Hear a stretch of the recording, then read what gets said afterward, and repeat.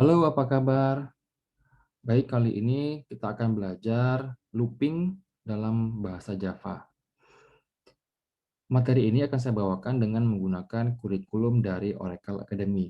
Silakan kalian login terlebih dahulu sebagai student. Untuk materi looping sendiri itu ada di section 6. Jadi setelah mengerjakan UTS, kalian akan masuk ke section 6 yaitu looping. Kita coba materi pertama, 61, perulangan loops untuk for. Ya, looping atau perulangan untuk for. Oke.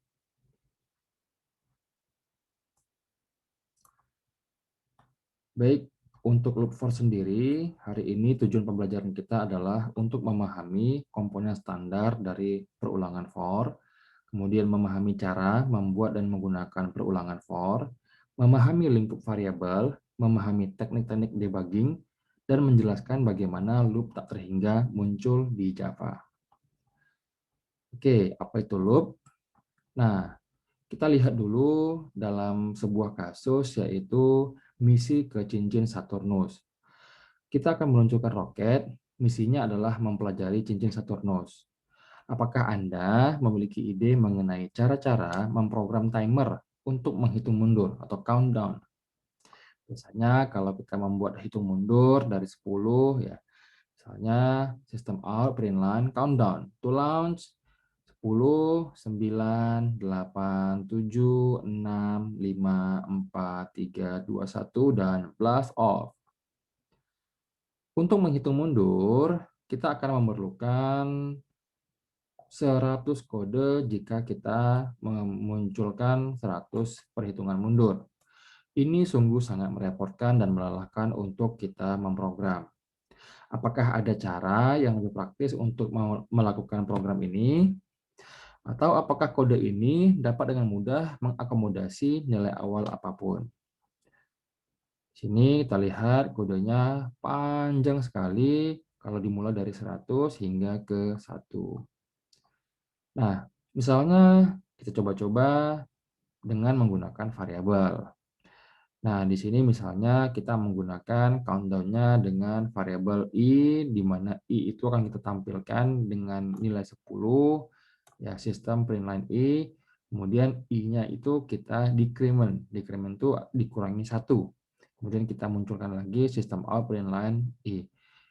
Nah, sampai dia ke blast off.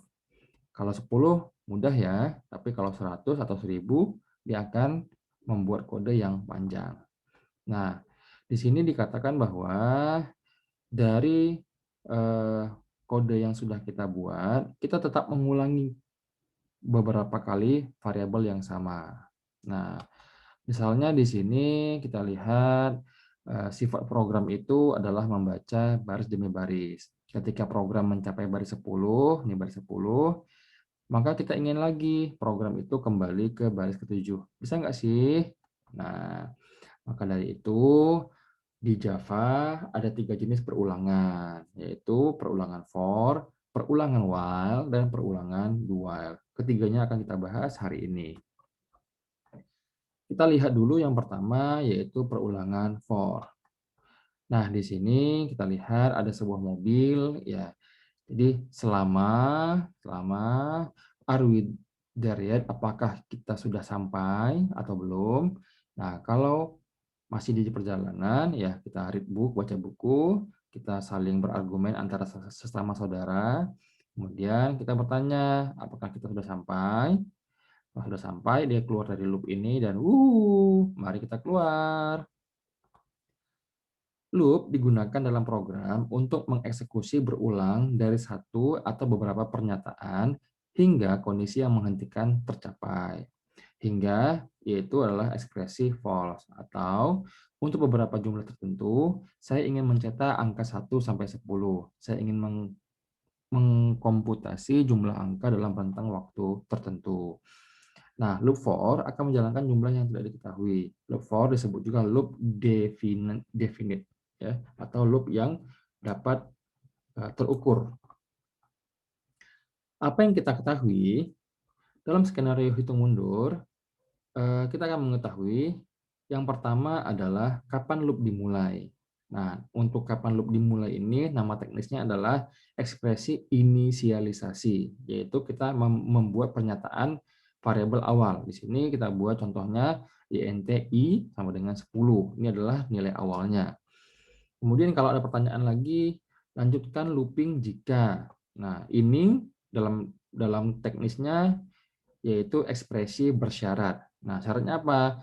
Selama I lebih besar sama dengan 0, nah dia ngapain nih? Jadi syaratnya terpenuhi, dia ngapain? Nah, setelah setiap loop, maka itu dikatakan sebagai ekspresi pembaruan. Nah, pembaruan itu apa? Dia setelah dia ulang, maka dia akan melakukan increment atau decrement misalnya. Kemudian ada lagi kode untuk diulangi, yaitu pernyataan kode. Nah, apa kita ngapain nih? Ya, jadi 4 hal ini harus ada dalam perulangan for. Jadi kalau kita ringkas, maka sintaks dari perulangan for itu adalah for dalam kurung inisialisasinya, kemudian kondisinya, kemudian setelah itu ngapain nih? Ya. Nah, ini kode program yang akan kita lakukan. Kemudian ekspresi inisialisasi yaitu dilakukan setelah loop dimulai. Memberitahu pengkompilasi variabel apa atau disebut penghitung loop yang digunakan dalam loop. Kemudian inisialisasi dapat dimulai dari nilai manapun, tidak hanya 10. Misalnya di sini ya int inisialisasinya adalah i sama dengan 10. Kemudian ini adalah kondisinya dan ini update-nya. Baru ini apa yang ingin dilakukan. Ekspresi bersyarat atau condition. Di sini selama condition ini bernilai true, maka dia akan terus melanjutkan. Jika dia bernilai false, maka dia akan berhenti atau keluar dari statement for ini. Ekspresi ini menggunakan operator pembanding, yaitu sama dengan, tidak sama dengan, lebih kecil, lebih besar, kecil sama dengan, atau besar sama dengan. Contohnya di sini adalah kondisinya atau ekspresi bersyaratnya adalah I besar sama dengan 0. Jadi selama I masih lebih besar dari 0, maka tetap munculkan ini. Ya. Setelah itu update nilainya. Oke, jika nilainya udah lebih kecil atau ya lebih kecil dari 0, maka dia akan berhenti. Nah, sedangkan ekspresi pembaruan atau update digunakan setelah pengulangan for dilakukan, ya, yaitu digunakan untuk memperbaharui penghitung loop.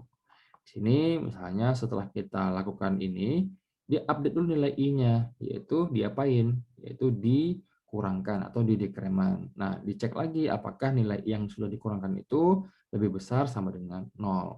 Kalau iya, maka tetap munculkan ini. Oke, kita mulai latihan 1 bagian 1.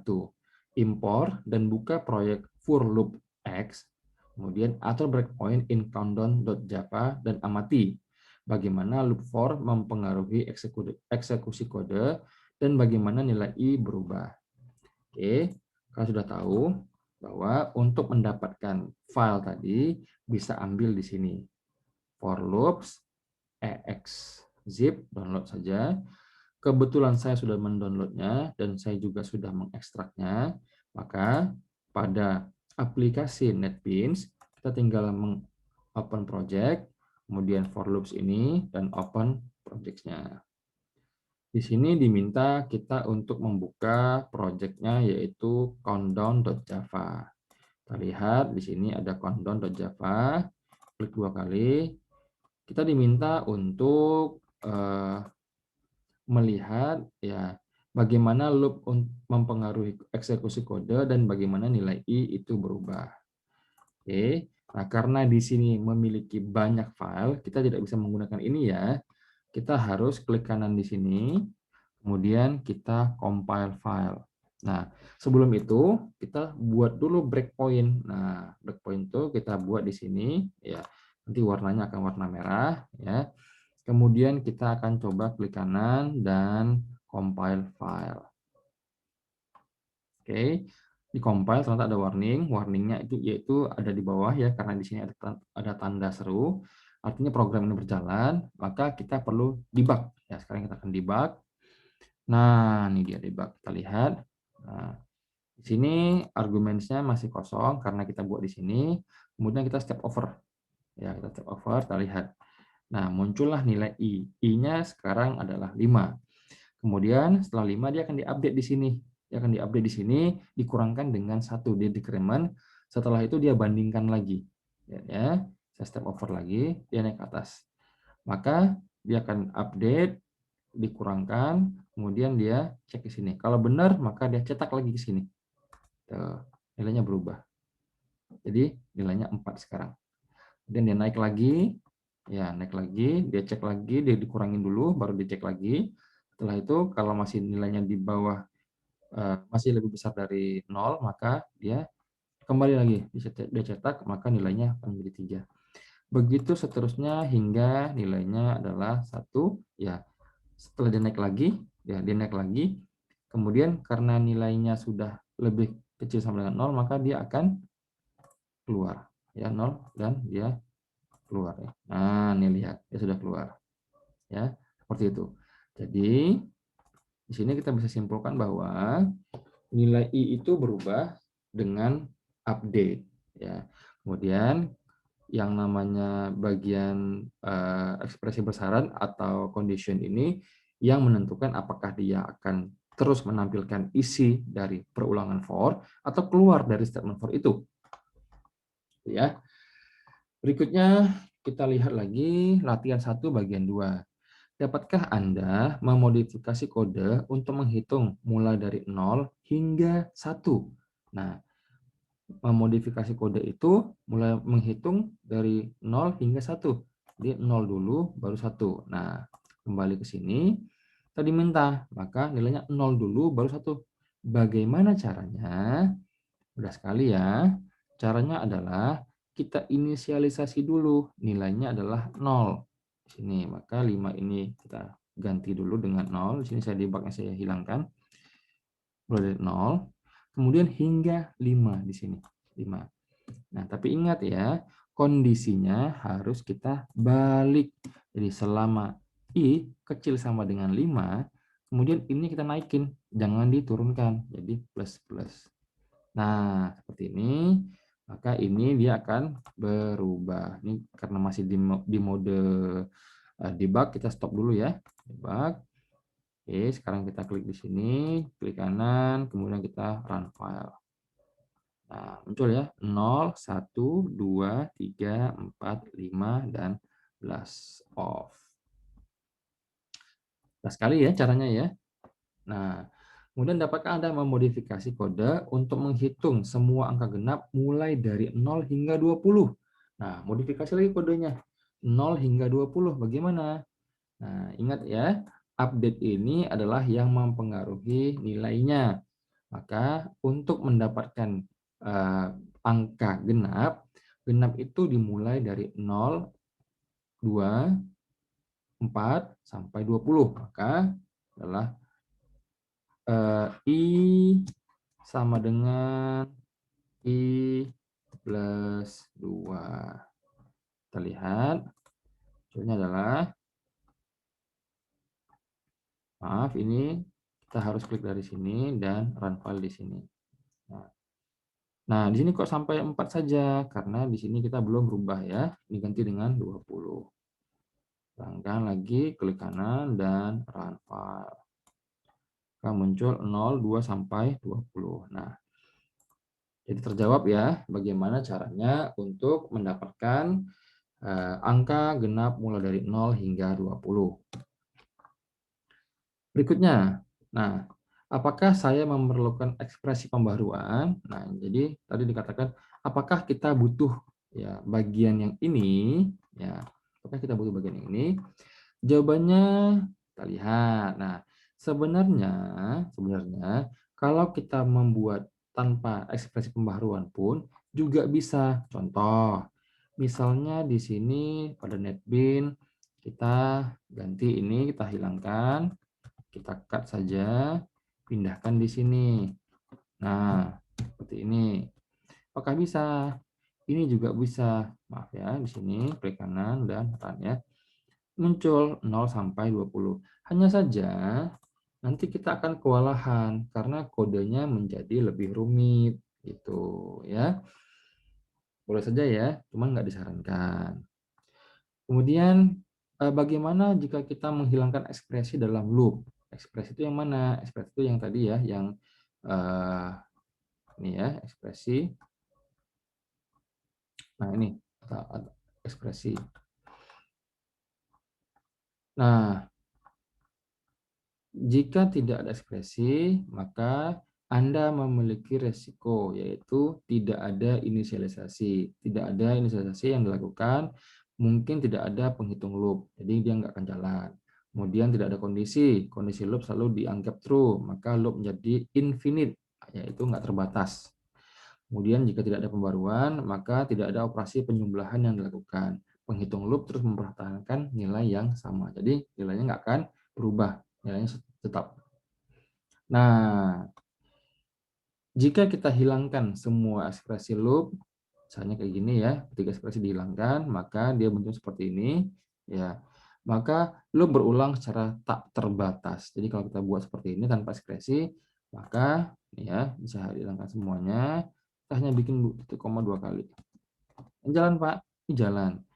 Hanya saja dia akan, nah tapi i-nya kita hilangin dulu ya, karena i-nya ini dia butuh ekspresi. Nah, ini ya seperti ini i-nya juga dihilangkan. Nah seperti ini, maka dia akan berulang terus ya, kayak gini, berulang terus sampai kapanpun ya, nggak akan pernah berhenti. Oke, kita coba jalankan. Kita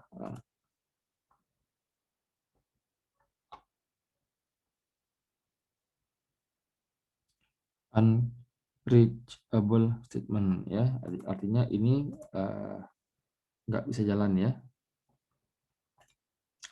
Berikutnya ya, kadang-kadang kita sering melakukan sebuah kesalahan, yaitu kita membuat loop yang infinite.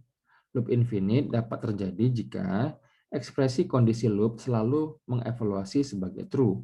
Pernyataan dalam isi loop tidak pernah mengatur kondisi boolean sebagai false. Misalnya di sini cara meninggalkan jalur sepeda ke kanan dan meninggalkan jalur sepeda ke kiri. Jadi mau ke kanan ke kiri dia tetap meninggalkan jalur sepeda. Nah, latihan 2, kita akan import dan buka proyek for loops example, ya jalankan infinite loop.java, amati outputnya. Modifikasi loop for dalam infinite loop Java untuk mencetak hello 5 kali. Kita lihat di sini infinite loop, kita buka kodenya, kita lihat ini infinite loop yang tadi sama kayak seperti ini kodenya ya, tanpa perlu ada apa namanya, tanpa perlu ada statement ya, kosong saja. Nah, kita lihat. Nah, di sini saya run file. Nah, ini dia akan terus mengulang tanpa berhenti. Kita harus hentikan di sini. Ya. Oke, nah kita diminta untuk mengulangnya sebanyak 5 kali saja. Maka kita perlu membuat variabel int x ya. Jadi nggak mesti harus melulu i, tapi boleh x, boleh a, boleh c, boleh angka, atau apapun variabel yang kita sukai. Oke, 5 kali, maka saya akan buat dari 1, dan x kecil sama dengan 5, x plus plus. Nah, seperti ini, kita akan membuat hello sebanyak 5 kali. Oke, maaf, kita harus klik kanan di sini dan di run file. Ini adalah hello sebanyak 5 kali. Oke, mudah. Berikutnya, beberapa pernyataan dalam isi loop.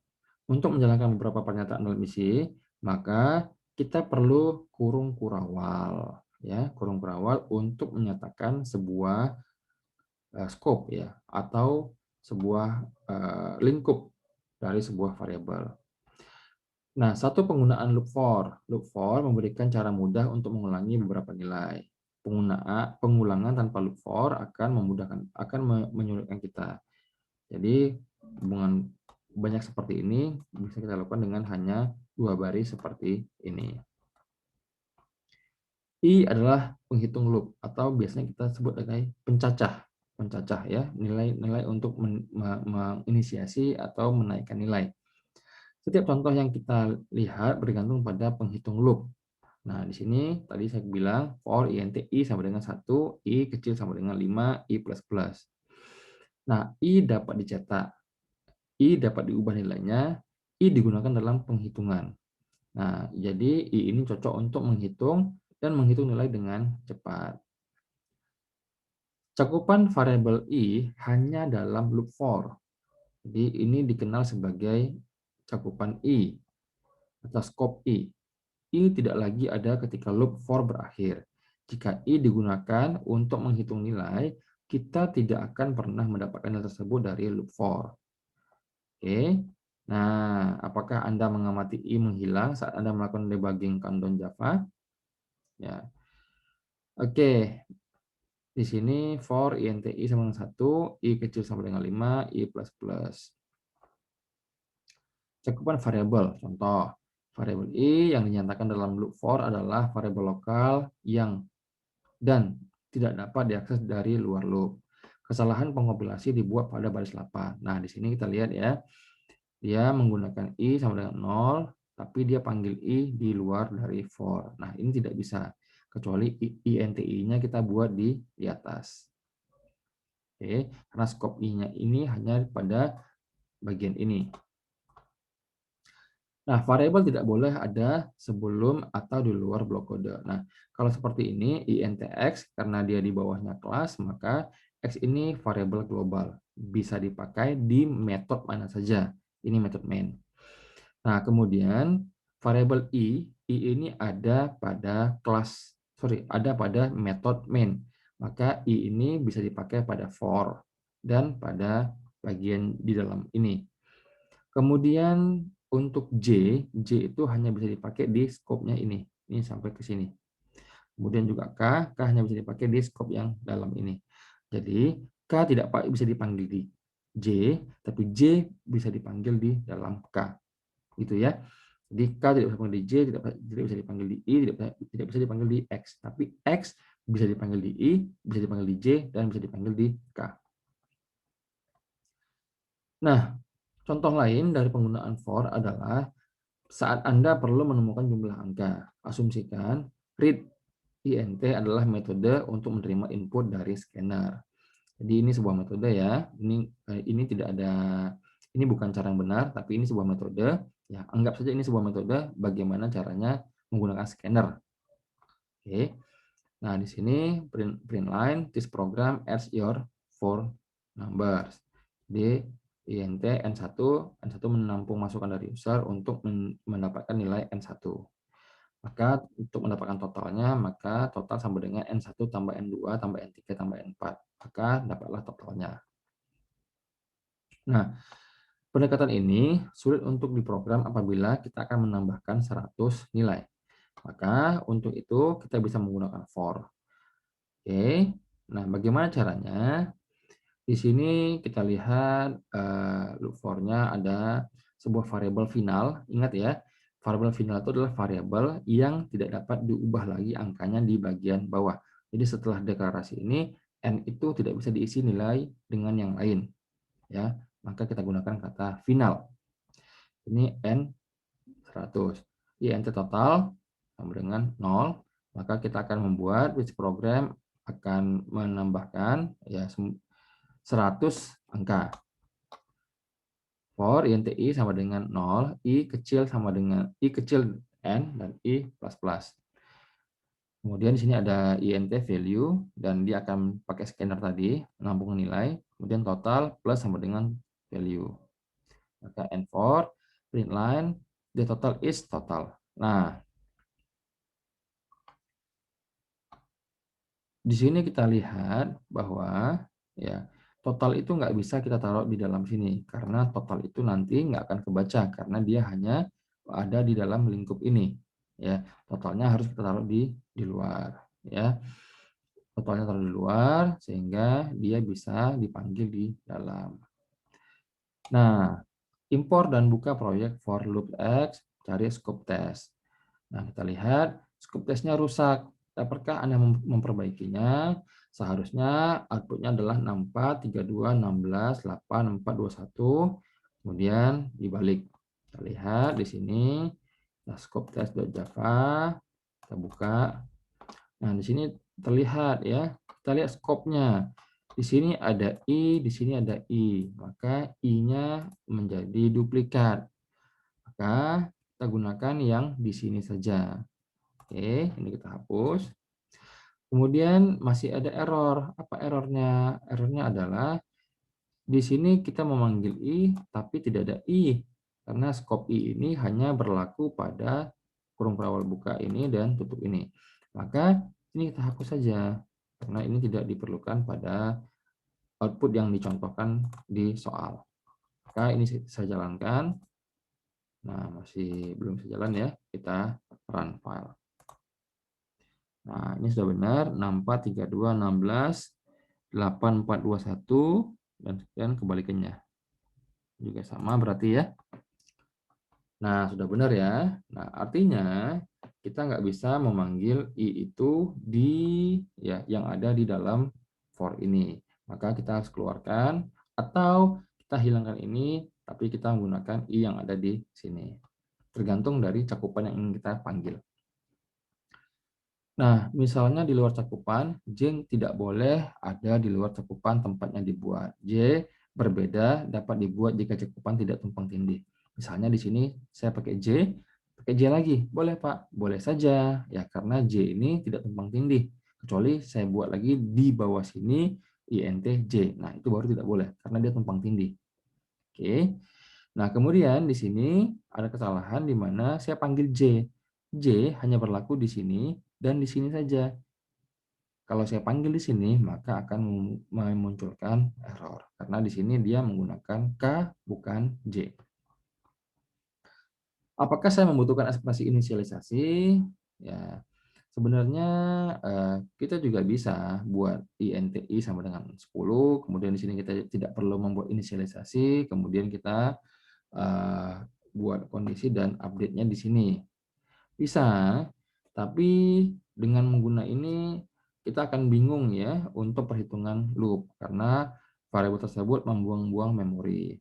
Pastikan cukupan selalu sempit atau sekecil mungkin. Variabel asing akan memperumit kode dan meningkatkan potensi bug. Oke, terima kasih. Ini perulangan for adalah materi kita yang pertama. Selanjutnya kita akan pelajari untuk materi while dan do while. Terima kasih.